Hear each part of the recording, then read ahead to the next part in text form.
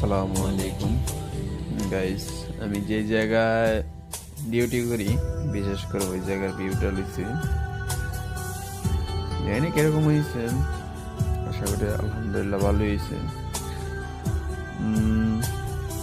সবাই একটা কথা বলতে চাই, যারা বাহিরে আসার ইচ্ছুক তারা অন্তত একটা কাজ শিখে আসুন।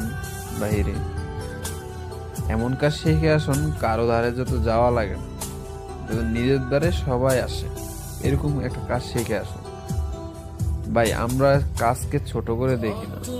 আমাদের বাংলাদেশের কালচার একটাই, নাপিতকে আমরা অনেক ছোট করে দেখি। নাপিত জিনিসটা ভাই আসলে অনেক ভালো একটা জিনিস। এই কাজটা শিখে আসুন। বাইরে আসার ইচ্ছে হলে অন্তত কোনো জায়গায় গেলে ঠেকবেন না, অন্তত এই কাজটা করেও খাওয়া যাবে, এটাই।